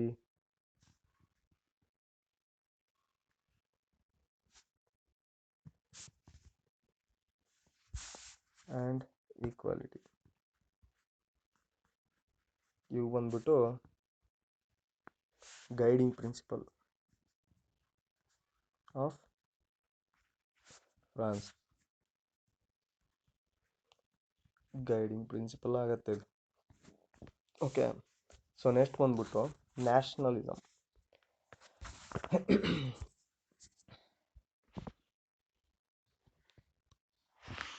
so ಇಲ್ಲಿ ಏನು ಮೇನಾಗಿ ಎರಡು ರೆವಲ್ಯೂಷನ್ಸ್ಗಳಾಗಲ್ಲ, ಒಂದು American revolution ಮತ್ತು ಫ್ರಾನ್ಸ್ ರೆವಲ್ಯೂಷನ್ ಆದ ತಕ್ಷಣ ಎಲ್ಲ ಕಂಟ್ರಿಗಳಲ್ಲೂ ನ್ಯಾಷನಲಿಸಮ್ ಅನ್ನೋದು ಸ್ಟಾರ್ಟ್ ಆಯಿತು. ನ್ಯಾಷನಲಿಸಮ್ ಅಂದರೆ ನಮ್ಮದು ಒಂದು ಕಂಟ್ರಿ, ಮುಂಚೆ ಆ ಥರ ಕಂಟ್ರಿ ಅನ್ನೋದಿರಲಿಲ್ಲ. ಸೊ ವಿ ಆರ್ ನಾವು ನಮ್ಮ ದೇಶಕ್ಕೋಸ್ಕರ ಮುಂಚೆ ನಾವು ಆ, ಮುಡಿಪಾಗಿರಲಿಲ್ಲ. ನಾವು ನಮ್ಮ ರಾಜರು ಅವರಿಗೋಸ್ಕರ ಇರ್ತಿದ್ವಿ, ಆ ಥರ ತಿಳ್ಕೊಂಡಿದ್ರು ಜನಗಳು. ಸೊ ಇವೆರಡು ಸ್ಟೇಟ್ಗಳು ಏನು ಹೊಸದಾಗಿ ಫ್ರಾನ್ಸ್ ಮತ್ತು ಯು ಎಸ್ ಎ ಹುಟ್ಕೊಂತು, ಅಂದರೆ ರಿಪಬ್ಲಿಕ್ ಆಫ್ ಫ್ರಾನ್ಸ್ ಮತ್ತು ಯು ಎಸ್ ಎ ಆಯಿತು. ಸೊ ಅವಾಗಿಂದ, so for establishing democracy and the rights of the people in all countries of the world, people have been inspired by these revolutions. So democracy ಮತ್ತು ರೈಟ್ಸ್ಗೋಸ್ಕರ ಪೀಪಲ್ಗಳು ಎಲ್ಲ, ಅಂದರೆ ಜನಗಳು, ಇದರಿಂದ democracy ಮತ್ತು ಏನು ರೈಟ್ಸ್ಗೋಸ್ಕರ ಎಲ್ಲ ಜನಗಳು ಈ ಜನಗಳು ಅವ್ರನ್ನ ನೋಡ್ಬಿಟ್ಟು ಇನ್ಸ್ಪೈರ್ ಆಗ್ತಾರೆ. ನಮಗೂ ಕೂಡ ಡೆಮೋಕ್ರಸಿ ಬೇಕು ಮತ್ತು ರೈಟ್ಸ್ ಬೇಕು ಅಂತೇಳಿ ಜನಗಳು ಇನ್ಸ್ಪೈರ್ ಆಗ್ತಾರೆ. ಸೊ ಇನ್ ಯುರೋಪಲ್ಲಿ, ಅಂದರೆ in Europe, England and France were the first countries to emerge as the independent and united states. ಗೊತ್ತಾಯ್ತಾ? ಯುರೋಪಲ್ಲಿ ಇಂಗ್ಲೆಂಡ್ ಮತ್ತು ಫ್ರಾನ್ಸ್ ಇವೆರಡೇ ಫಸ್ಟ್ ಕಂಟ್ರಿಗಳು. ಯಾವುದ್ಯಾವುದು ಅಂದರೆ emerge as independent and united states. ಯುರೋಪಲ್ಲಿ ಇಂಡಿಪೆಂಡೆಂಟ್ ಕಂಟ್ರಿಗಳಾಗಿದ್ದು ಯಾವುದಪ್ಪ ಅಂದರೆ ಇಂಗ್ಲೆಂಡ್ ಮತ್ತು France. Okay. So in 19th century there were struggles for freedom and national unification in Poland, Greece, Germany, Italy and other countries of Europe. So 19th centuryಯಲ್ಲಿ ಏನಾಗುತ್ತಪ್ಪ ಅಂತಂದರೆ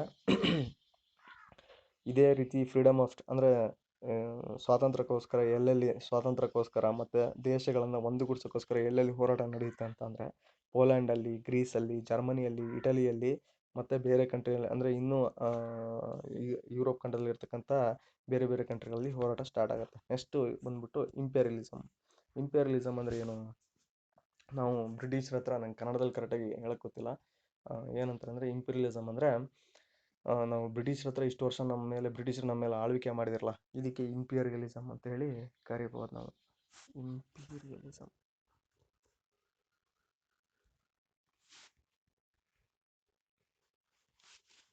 ಓಕೆನಾ? So by the middle of the 18th century, we find that the East India Company of England has become the most dominant group among the European traders in Asia, with India as their most important base. So 18th century ಅಂದರೆ 18th century ಮಧ್ಯದ ಅಷ್ಟೊತ್ತಿಗೆ ಏನಾಗುತ್ತೆ ಅಂದರೆ East India company ಅನ್ನೋದು, East India company of England ಅದೇನಾಗುತ್ತೆ ಅಂದರೆ ತುಂಬ ಒಂದು ಡಾಮಿನೆಂಟ್ ಗ್ರೂಪ್ ಆಗಿ ಎಮರ್ಜ್ ಆಗುತ್ತೆ. ಈ ಯುರೋಪಿಯನ್ ಟ್ರೇಡರ್ಸ್ ಮಧ್ಯದಲ್ಲಿ ಈಸ್ಟ್ ಇಂಡಿಯಾ ಕಂಪ್ನಿ ಬಂದ್ಬಿಟ್ಟು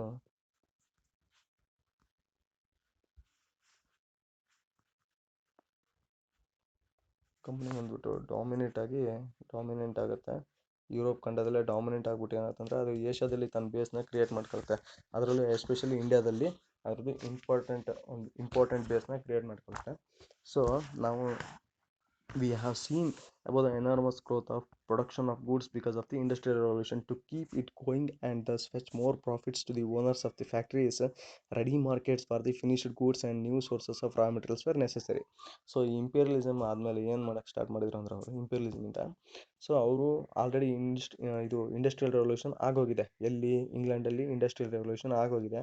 ಸೊ ಜಾಸ್ತಿ ಪ್ರೊಡಕ್ಷನ್ ಆಗುತ್ತೆ. ಬಟ್ ಪ್ರೊಡಕ್ಷನ್ ಆಗಿಬಿಟ್ರೆ, ಹಾಗೆ ನಾವು ಜಾಸ್ತಿ ಪ್ರೊಡಕ್ಷನ್ ಮಾಡಿಬಿಟ್ವಿ ಅಂದರೆ ನಮಗೇನು ಲಾಭ ಆಗಲ್ಲ. ಸೊ ಅದನ್ನು ಮಾರ್ಕೆಟಿಂಗ್ ಮಾಡಬೇಕು, ಅಂದರೆ ಅದನ್ನು ಮಾರಬೇಕು, ಪ್ರೊಡಕ್ಷನ್ ಆಗಿರೋದನ್ನು ಸೆಲ್ ಮಾಡಬೇಕಲ್ವಾ. ಸೆಲ್ ಮಾಡೋದಕ್ಕೋಸ್ಕರ ಮತ್ತೆ ಏನು ಮಾಡ್ತಾರೆ ಅಂದರೆ ಅವರು ಇಂಡಿಯಾದ ಕಡೆಗೆ, ಈ ಕಡೆ ನಮ್ಮ ಏಷ್ಯನ್ ಕಂಟ್ರೀಸ್ಗಳಿಗೆ ಈ ಫಿನಿಶ್ಡ್ ಗೂಡ್ಸ್ನ ತೊಗೊಂಡು ಬರ್ತಾರೆ. ಮತ್ತು ರಾ ಮೆಟೀರಿಯಲ್ಸ್ ಬೇಕು ಅಂದಾಗ ಅವ್ರು ಏನು ಮಾಡ್ತಾರೆ ಅಂದರೆ ನಮ್ಮಲ್ಲಿಂದ ತೊಗೊಂಡು ಹೋಗ್ತಾರೆ. ಓಕೆನಾ? ಈಗ ಗೊತ್ತಿರಲಿ, ಇದು ಹೇಳಿಲ್ಲ, ಬಟ್ ಸ್ಟಿಲ್ ಹಂಗೆ ಹೇಳ್ತೀನಿ. So the possession of colonies also became A symbol of national pride for Europeans. So ಈ ಯುರೋಪಿಯನ್ಸ್ ಬರೀ ರಿಚ್ ಆಗಿದ್ರೆ ಸಾಲಿಲ್ಲ. ನಾವೇನು ಅಂದರೆ ಇವಾಗ ಫಾರ್ ಎಕ್ಸಾಂಪಲ್ ನಿಮಗೆ ಗೊತ್ತಿರ್ಬೋದು, ನಮ್ಮ ಇಂಡಿಯಾದಲ್ಲಿ ದೊಡ್ಡ ದೊಡ್ಡ ಮನೆಗಳನ್ನು ಕಟ್ಟೋದು, ತುಂಬ ಕಾಸ್ಟ್ಲಿ ಕಾರ್ಗಳನ್ನ ತೊಗೊಳ್ಳೋದು ಒಂದು ಸಿಂಬಲ್ ಆಫ್ ಒಂದು ಅವರಿಗೆ ಪ್ರೈಡ್. ಓಕೆನಾ? ಶ್ರೀಮಂತರಿಗೆ ಓಕೆ ನಾವು ರಿಚ್ ಇದ್ದೀವಿ ಅಂತ ಹೇಳಿ ಜನಗಳಿಗೆ ತೋರಿಸ್ಕೊಳಕ್ಕಾಗತ್ತೆ. ನಾವು ಯಾರು ನೋಡಿ ಇವಾಗ ಕಾಸ್ಟ್ಲಿ ಯಾರು ರೇಂಜ್ ರೋವರು ಅಥವಾ ಇನ್ನೂ ಅದಕ್ಕಿಂತ ಕಾಸ್ಟ್ಲಿ ಇರ್ತಕ್ಕಂಥ ಕಾರ್ಗಳು, BMW, ಆಡಿ ಆ ಕಾರ್ಗಳಲ್ಲಿ ಹೋದರೆ ಹೆಂಗೆ ನೋಡ್ತೀವಿ, ಸೊ ಅದೇ ಥರನೇ ಅಂದರೆ ಅವ್ರಿಗೊಂದು ಪ್ರೈಡ್ ಅದು. ಅವರು ಯಾವ್ದಾರ ಕಾಲನಿ ಅಂದರೆ ಇನ್ನೊಂದು ಕಂಟ್ರಿನ ಆಳ್ತಾ ಇದ್ದಾರೆ ಅಂದರೆ ಆ ದೇಶಕ್ಕೆ ಪ್ರೈಡ್. ಫಾರ್ ಎಕ್ಸಾಂಪಲ್ ನೀವು ನೋಡಿರ್ಬೋದು, UAEಯಲ್ಲಿ ಹುಲಿ, ಸಿಂಹ, ಚಿರತೆ ಈ ಥರದನ್ನೆಲ್ಲ ಸಾಕಿದರೆ ಅವ್ರ ಶ್ರೀಮಂತಿಕೆಯನ್ನು ತೋರ್ಸೋಕ್ಕೆ ಬಳಸ್ತಕ್ಕಂಥ ಅದು ಒಂದು ರೀತಿ ಅಲ್ಲ. ಆಲ್ಮೋಸ್ಟ್ ಅಲ್ಲಿ ಎಲ್ಲರೂ ಕಾರ್ ಇಟ್ಕೊಂಡಿರ್ತಾರೆ. ಬಟ್ ಈ ಹುಲಿ ಸಿಂಹ ಈ ಥರದ್ನೆಲ್ಲ ಸಾಕಿದ್ರು ಅಂದ್ರೆ ಅವ್ರು ಶ್ರೀಮಂತರಿಗೆ ಹೆಂಗೆ ತೋರಿಸ್ಬೋದಲ್ಲ ಅವರು, ಅಂದರೆ ಅದು ಆ ದೇಶದಲ್ಲಿ ಒಂದು ಪ್ರೈಡ್ ಇದ್ದಂಗೆ, ಅಂದರೆ ಒಂದು ಓಕೆ ನಾನು ದೊಡ್ಡ ರಿಚ್ಚು ಅಂತೇಳಿ ತೋರಿಸ್ಕೊಳಂಗೆ. ಸೊ ಅದೇ ರೀತಿಯೇ ಈ ಇಂಗ್ಲೀಷ್ರಿಗೂ ಕೂಡ, ಅಂದರೆ ಈ ಕಾಲನೀಸ್ ಇದ್ದರೆ ಅವ್ರಿಗೆ ಅದೊಂದು ಸಿಂಬಲ್ ಆಫ್ ಪ್ರೈಡ್. ಓಕೆನಾ. ಇನ್ನು ಬಂದ್ಬಿಟ್ಟು second world war weak the imperialist power. Second world war start ಆದ ತಕ್ಷಣ ಅವ್ರ ಪವರ್ ಏನಾಗುತ್ತೆ, ಇಂಪೀರಿಯಲಿಸ್ಟ್ ಪವರು ಕಡಿಮೆ ಆಗುತ್ತೆ. And slack and their hold on the colonies. So ಅವ್ರ ಕಾಲನೀಸ್ ಮೇಲೆ ಇದ್ದಕ್ಕಂತಹ ಹೋಲ್ಡು ಫುಲ್ ಬಿದ್ದೋಗುತ್ತೆ ಸೆಕೆಂಡ್ ವರ್ಲ್ಡ್ ವಾರ್ ಆದ ತಕ್ಷಣ. ಇವತ್ತು ಸೆಕೆಂಡ್ ವರ್ಲ್ಡ್ ವಾರ್ ಬಂದ್ಬಿಟ್ಟು ಸೆಕೆಂಡ್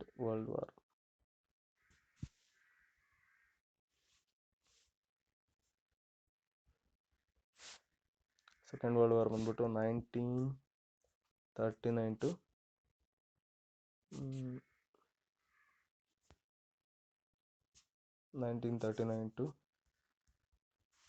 1945 ತನಕ ಸೆಕೆಂಡ್ ವರ್ಲ್ಡ್ ವಾರ್ ಆಗುತ್ತೆ.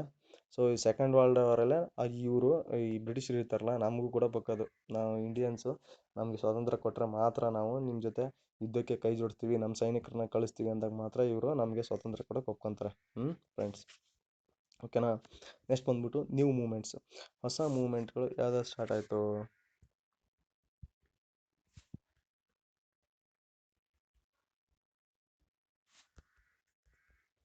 New movements. Okay, new moments.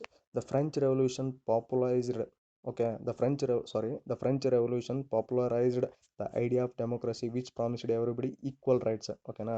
So French ರೆವಲ್ಯೂಷನಿಂದ ಎಲ್ಲರೂ ಏನಾಗ್ತಾರೆ ಅಂದರೆ, ಈ ಫ್ರೆಂಚ್ ರೆವಲ್ಯೂಷನ್ ಆದ ತಕ್ಷಣ ನೆಕ್ಸ್ಟು ಅದು ಡೆಮೋಕ್ರಸಿ ಅನ್ನೋದನ್ನ ಫುಲ್ ಪಾಪ್ಯುಲರೈಸೇಷನ್ ಮಾಡಿಬಿಡುತ್ತೆ. ಅಂದರೆ ಎಲ್ಲ ಕಡೆ ಫುಲ್ ಫೇಮಸ್ ಆಗಿಬಿಡುತ್ತೆ. ಡೆಮೋಕ್ರಸಿ ಇದ್ಬಿಟ್ರೆ ನಾವು ಒಳ್ಳೆ ಚೆನ್ನಾಗಿ ಇರ್ಬೋದು, ನಮಗೆ ರೈಟ್ಸ್ ಸಿಗುತ್ತೆ ಅಂತೇಳಿ. But the growth of capitalism divided the people into two main classes, the capitalist and the workers. ಇವಾಗ ನ್ಯೂ ಮೂಮೆಂಟ್ ಆದ ತಕ್ಷಣ ನಮ್ಗೆ ಏನು ಬಂತು, ಸ್ವಾತಂತ್ರ್ಯ ಸಿಕ್ತು, ಅಂದರೆ ರೈಟ್ಸು, ಫ್ರೀಡಮ್ ಇದೆಲ್ಲ ಸಿಕ್ತು. ಬಟ್ ಇಲ್ಲಿ ಹೊಸ ಫ್ಯೂಡಲಿಸಮ್ ಹೋಗ್ಬಿಟ್ಟು ಏನಾಗುತ್ತೆ ಅಂದರೆ, ರೆವಲ್ಯೂಷನ್ ಆದಮೇಲೆ, ಸ್ವಾತಂತ್ರ್ಯ ಸಿಕ್ಕಾದ್ಮೇಲೆ ಏನಾಗುತ್ತೆ ಅಂತಂದರೆ, ಕ್ಯಾಪಿಟಲಿಸಮ್ ಮತ್ತು ವರ್ಕರ್ಸ್ ಅಂತೇಳಿ ಎರಡು ಕ್ಲಾಸ್ಗಳು ಕ್ರಿಯೇಟ್ ಆಗಿಬಿಡುತ್ತೆ. ಕ್ಯಾಪಿಟಲಿಸಮ್ ಆ್ಯಂಡ್ ವರ್ಕರ್ಸ್ ಎರಡು ಕ್ಲಾಸ್ ಕ್ರಿಯೇಟ್ ಆಗುತ್ತೆ. ಕ್ಯಾಪಿಟಲಿಸಮ್ ಮತ್ತು ವರ್ಕರ್ಸ್ ಅಂತೇಳಿ ಎರಡು ಕ್ಲಾಸ್ ಕ್ರಿಯೇಟ್ ಆಗುತ್ತೆ. ಸೊ ಇಲ್ಲಿ the workers did not receive much of the gains of new industries and remain poor and often unemployed. ಓಕೆನಾ. In this situation the political right to equality came to be seen as the incomplete without economic and social equality. Okay, ಇಲ್ಲಿ ಏನಾಗುತ್ತೆ ಅಂದರೆ, ವರ್ಕರ್ಸಿಗೆ just wage ಸಿಗುತ್ತೆ. ಈ workers ಇದಾರಲ್ಲಪ್ಪ, ವರ್ಕರ್ಸಿಗೆ wage ಸಿಗುತ್ತೆ but profit ಸಿಗಲ್ಲ. ವರ್ಕರ್ಸಿಗೆ wage ಸಿಗುತ್ತೆ ಬಟ್ ನೋ ಪ್ರಾಫಿಟ್ ಸಿಗೋದಿಲ್ಲ. ಓಕೆ, ಸೊ ಹಾಗಾಗಿ ಇವ್ರು ಏನಾಗ್ತಾರೆ ಅಂದರೆ, ವರ್ಕರ್ಸ್ ಬಂದ್ಬಿಟ್ಟು ಹಾಗೇ ಉಳಿತಾರೆ. ಏನು, ಪೂರಾಗಿ ಉಳಿತಾರೆ. ಮತ್ತು ಇವ್ರು ಪೂರಾಗಿ ಉಳಿದ್ರು ಅಂದರೆ ಏನಾಗುತ್ತೆ ಅಂದರೆ ಬಡವರಾಗಿ ಉಳಿದ್ರು ಅಂದರೆ ಪೊಲಿಟಿಕಲ್ ರೈಟ್ ಏನು, political right to equality, political right ಇರುತ್ತಲ್ಲ ಅದು ಬಂದ್ಬಿಟ್ಟು ವೇಸ್ಟ್. ಪೊಲಿಟಿಕಲ್, ಫಾರ್ ಎಕ್ಸಾಂಪಲ್ ನಮಗೆ ತಗೊಳ್ಳಿ, ನಾವು ಎಕನಾಮಿಕಲಿ ಸ್ಟ್ರಾಂಗರ್ ಇಲ್ಲ ಅಂದರೆ ನಮಗೆ ಪೊಲಿಟಿಕಲ್ ರೈಟ್ ಕೊಟ್ಬಿಟ್ಟು ನೀವು ಎಲೆಕ್ಷನ್ ನಿಂತ್ಕೊಳ್ಳಿ, ನೀವು ಕೆಲಸ ಮಾಡಿ ಅಂದರೆ ನಾವು ಏನು ಮಾಡೋಕ್ಕಾಗತ್ತೆ. ಸೇಮ್ ಅದೇ ರೀತಿಯೇ ಇವ್ರಿಗೂ ಅಷ್ಟೇ. ಇವಾಗ ಇವರು ವೇಜಸ್ಸು ಕಡಿಮೆ ಇರುತ್ತೆ, ಮತ್ತು ಬರೀ ವೇಜಸ್ಸಿಂದ ಏನೂ ಮಾಡೋಕ್ಕಾಗಲ್ಲ. ಅಲ್ಲಿ ಏನಾಗಿದೆ ಅಂದರೆ, political right to equality came to be seen as incomplete. So ಅದನ್ನು ನಾವು ಏನಂತ ಹೇಳ್ತೀವಿ ಅಂದರೆ, without financially stronger political right is incomplete ಅಂತ ಹೇಳ್ತೀವಿ. ಅಂದರೆ without economic and social equality. ಓಕೆನಾ. ಅಲ್ಲಿ ಸೋಷಿಯಲ್ ಈಕ್ವಾಲಿಟಿ ಇರೋದೇ ಇಲ್ಲ. ದುಡ್ಡು ಕಡಿಮೆ ಇದೆ ಅಂದರೆ ನಮ್ಮ ಹತ್ರ ಸೋಷಿಯಲ್ ಈಕ್ವಾಲಿಟಿ ಮತ್ತು ಎಕನಾಮಿಕ್ ಅಂದರೆ ನಾವು ದುಡ್ಡಲ್ಲಿ ಸ್ಟ್ರಾಂಗ್ ಇಲ್ಲ ಅಂದರೆ ನಮ್ಮ ಹತ್ರ ದುಡ್ಡಿಲ್ಲ, ಮತ್ತು ಸೋಷಿಯಲ್ ಈಕ್ವಾಲಿಟಿ, ನಾವು ವರ್ಕರ್ಸ್ ಅಂತೇಳಿ ನಮ್ಮನ್ನ ಟ್ರೀಟ್ ಮಾಡಿದ್ರು ಅಂದರೆ ವರ್ಕರ್ಸ್ ಅಂತೇಳಿ ಟ್ರೀಟ್ ಮಾಡ್ತಾರೆ, ಮತ್ತು ದುಡ್ಡಿಲ್ಲ ಅಂತೇಳಿ ಇವನ್ನ ಕೆಳಗಡೆ ಅಂದರೆ ಸ್ವಲ್ಪ ನೀಚವಾಗಿ ನೋಡ್ತಾರೆ. ಓಕೆನಾ. ಸೊ ಇದು ಯೂಸ್ ಇಲ್ಲ. ಸೋಷಿಯಲ್ ಈಕ್ವಾಲಿಟಿ ಮತ್ತು economic stability is very important.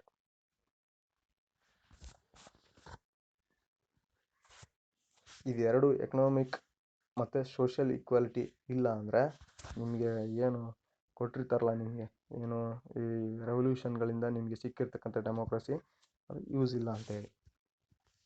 ಇನ್ನು 19th ಸೆಂಚುರಿ. ಸೊ 19th ಸೆಂಚುರಿಯಲ್ಲಿ ಏನು ಮಾಡೋಕ್ಕೆ ಸ್ಟಾರ್ಟ್ ಮಾಡ್ತಾರೆ? 19th ಸೆಂಚುರಿಯಲ್ಲಿ workers began to organise. Workers ಏನು ಮಾಡ್ತಾರೆ? ಆರ್ಗನೈಸ್ ಆಗಿ ಸ್ಟಾರ್ಟ್ ಆಗ್ತಾರೆ. Workers began to organise themselves into associations called trade unions. So workers ಏನು ಮಾಡ್ತಾರೆ ಅಂದರೆ ಟ್ರೇಡ್ ಯೂನಿಯನ್ಸ್ ಆಗಿ ಅಸೋಸಿಯೇಷನ್ಸ್ಗಳನ್ನ ಮಾಡ್ಕೊತಾರೆ. ಓಕೆ, ನಮ್ಮಲ್ಲಿ ಇದಾವಲ್ಲ ಟ್ರೇಡ್ ಯೂನಿಯನ್ಸು. ಆಮೇಲೆ ಏನಂತ ಹೇಳ್ತಾರೆ, ಫ್ಯಾಕ್ಟ್ರಿಗಳಲ್ಲಿ ವರ್ಕರ್ಸ್ ಯೂನಿಯನ್ನು. ಇದೇ ಥರನೇ ಅವರು ಏನು ಮಾಡ್ತಾರೆ ಅಂದರೆ ಟ್ರೇಡ್ ಯೂನಿಯನ್ಗಳನ್ನ ಮಾಡ್ಕೊತಾರೆ to defend and promote their common interest. So ಅವ್ರದ್ದು ಏನು ಕಾಮನ್ ಇಂಟ್ರೆಸ್ಟ್ ಇರುತ್ತಲ್ಲ, ಫಾರ್ ಎಕ್ಸಾಂಪಲ್ ಬೋನಸ್ ಆಗಿರ್ಬೋದು ಅಥವಾ ಪ್ರಾಫಿಟಲ್ಲಿ ತಮಗೆ ಶೇರ್ ಆಗಿರ್ಬೋದು, ಈ ಥರದನ್ನ ಕೇಳೋಕೆ ಅವ್ರು ಏನು ಮಾಡ್ಕೊತಾರೆ ಅಂದರೆ ಪ್ರಮೋಟ್ ದೇರ್ ಕಾಮನ್ ಇಂಟ್ರೆಸ್ಟ್ನ ಡಿಫೆಂಡ್ ಮಾಡ್ಕೊಳ್ಳೋಕ್ಕೋಸ್ಕರ ಟ್ರೇಡ್ ಯೂನಿಯನ್ಸ್ನ ಕ್ರಿಯೇಟ್ ಮಾಡ್ಕೊತಾರೆ. ಓಕೆ, ನೆಕ್ಸ್ಟು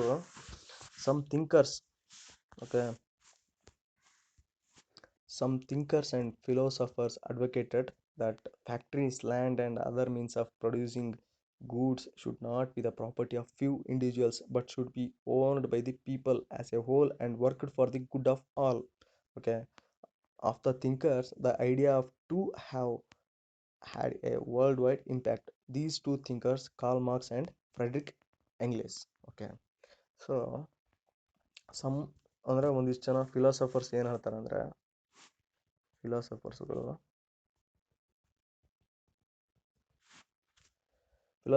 ಏನು ಹೇಳ್ತಾರೆ ಅಂದರೆ, ನಾವು ಒಟ್ಟಿಗೆ ಇದೆಲ್ಲ ಏನಂದರೆ ಇದು ಕೆಲವರು ಸೊತ್ತಲ್ಲ, ಇದು ಫ್ಯಾಕ್ಟ್ರಿಗಳು ಮತ್ತು ದುಡ್ಡು, ಲ್ಯಾಂಡು, ಭೂಮಿ, ಈ ನ್ಯಾಚುರಲ್ ರಿಸೋರ್ಸಸ್ಸು ಕೆಲವೇ ಜನಗಳ ಸೊತ್ತಲ್ಲ, ಇದು ಎಲ್ಲರಿಗೂ ಸೇರಬೇಕಾಗಿರೋದು. ಸೊ ಎಲ್ಲರೂ ಕೆಲಸ ಮಾಡಿ ಅವ್ರವ್ರು ಏನು ಕೆಲಸ ಮಾಡಿರ್ತಾರೆ, ಯಾವ ಥರ ಕೆಲಸ ಮಾಡಿರ್ತಾರೆ ಅದಕ್ಕೆ ತಕ್ಕನಾಗಿ ಅವರು ಅದನ್ನು ಶೇರ್ ತೊಗೋಬೇಕು ಅಂತ ಹೇಳ್ಬಿಟ್ಟು ಇವರು ಹೊಸ ಐಡಿಯಾನ ಕೊಡ್ತಾರೆ. ಸೊ ಅವ್ರು ಯಾರಪ್ಪ ಅಂತಂದರೆ ಈ ಫಿಲಾಸಫರ್ಸ್ಗಳು ಕಾರ್ಲ್ ಮಾರ್ಕ್ಸ್. ನಿಮಗೆ ಗೊತ್ತಿದೆ ಕಾರ್ಲ್ ಮಾರ್ಕ್ಸ್. ಮತ್ತೊಬ್ರು ಯಾರಪ್ಪ ಅಂತಂದರೆ Friedrich Engels. Okay, Friedrich ಎಂಗ್ಲಿಸ್.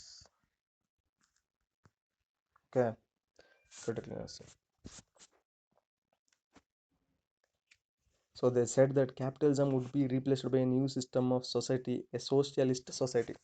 So ಇವ್ರೇನು ಹೇಳ್ತಾರೆ ಅಂದರೆ, ಈ ನಾವು ಇಷ್ಟು ವರ್ಷ ಏನು ಕ್ಯಾಪಿಟಲಿಸ್ಟ್ ಇತ್ತಲ್ಲ, ಈ ಕ್ಯಾಪಿಟಲಿಸ್ಟನ್ನ ನಾವು ರೀಪ್ಲೇಸ್ ಮಾಡ್ಬೋದು. ನ್ಯೂ ಟೈಪ್ ಆಫ್ ಒಂದು ಹೊಸ ಥರದ ಒಂದು ಸೊಸೈಟಿ ಒಳಗಡೆ ಹೊಸ ಸಿಸ್ಟಮ್ನ ಹುಟ್ಟಾಕಬೇಕು. ಆ ನ್ಯೂ ಸಿಸ್ಟಮ್ ಏನಪ್ಪ ಅಂತಂದರೆ, ಕ್ಯಾಪಿಟಲಿಸ್ಟ್ನ ತೆಗೆದುಹಾಕಿ ನ್ಯೂ ಸಿಸ್ಟಮ್ ಯಾವುದಪ್ಪ ಅಂತಂದರೆ, ಹೊಸ ಸಿಸ್ಟಮ್ ಬಂದ್ಬಿಟ್ಟು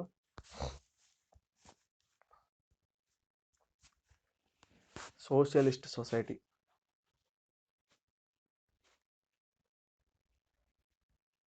ಸೋಷಿಯಲಿಸ್ಟ್ ಸೊಸೈಟಿ ಬೇಕು ಅಂತ ಹೇಳಿ ಹೇಳ್ತಾರೆ.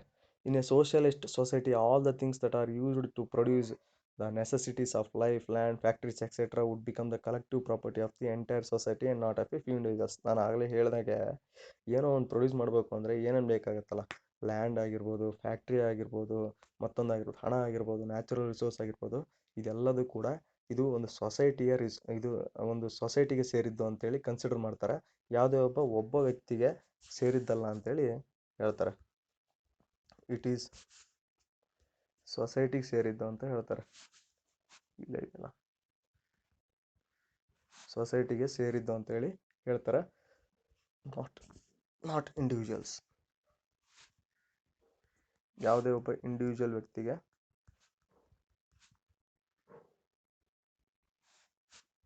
ವ್ಯಕ್ತಿಗೆ ಸೇರಿದ್ದಲ್ಲ ಅಂತೇಳಿ ಹೇಳ್ತಾರೆ. ಓಕೆನಾ? So In 1917, the first successful revolution of the type advocated by these thinkers occurred in Russia. 1917ಅಲ್ಲಿ ಫಸ್ಟ್ ಒಂದು ರೆವಲ್ಯೂಷನ್ ಆಗುತ್ತೆ. 1917ನಲ್ಲಿ ಫಸ್ಟ್ ಒಂದು ರೆವಲ್ಯೂಷನ್ ಆಗುತ್ತೆ. ಏನು ರೆವಲ್ಯೂಷನ್ನು? ಸೋಷಿಯಲಿಸ್ಟ್ ರೆವಲ್ಯೂಷನ್ ಆಗುತ್ತೆ. ಸೊ 1917ನಲ್ಲಿ ಸೋಷಿಯಲಿಸ್ಟ್ ರೆವಲ್ಯೂಷನ್ ಆಗುತ್ತೆ. ಅದು ಎಲ್ಲಪ್ಪ ಅಂತಂದರೆ ರಷ್ಯಾದಲ್ಲಿ.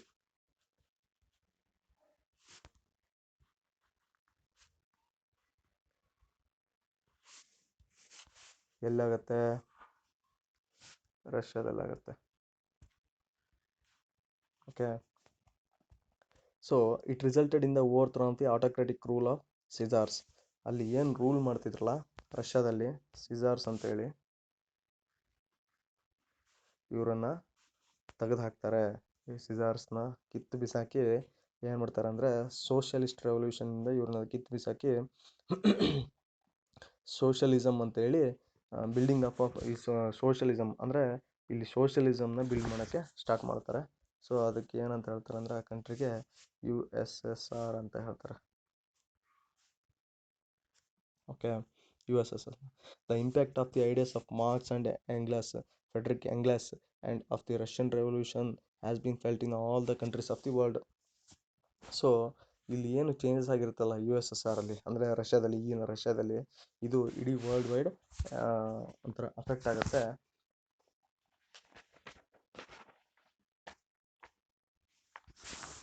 ಸೊ ಫ್ರೆಂಡ್ಸ್, ನಾನು ನೆಕ್ಸ್ಟ್ ಚಾಪ್ಟರ್ ಬಂದ್ಬಿಟ್ಟು ಸೆಕೆಂಡ್ ಚಾಪ್ಟರ್ ಬಂದ್ಬಿಟ್ಟು India in the 18th century ಅಂತ ಹೇಳಿ, ಈ ಚಾಪ್ಟರ್ ಬಗ್ಗೆ ನಿಮಗೆ ನೆಕ್ಸ್ಟ್ ನಾಳೆ ಹೇಳ್ತೀನಿ. ಸೊ ನಿಮಗೆ ಈ ವಿಡಿಯೋ ಇಷ್ಟ ಆಗಿದ್ರೆ ದಯವಿಟ್ಟು ಶೇರ್ ಮಾಡಿ, ಲೈಕ್ ಮಾಡಿ ಪ್ಲೀಸ್. ದಯವಿಟ್ಟು ಶೇರ್ ಮಾಡಿ, ಲೈಕ್ ಮಾಡಿ ಮತ್ತು ಕಾಮೆಂಟ್ ಮಾಡಿ.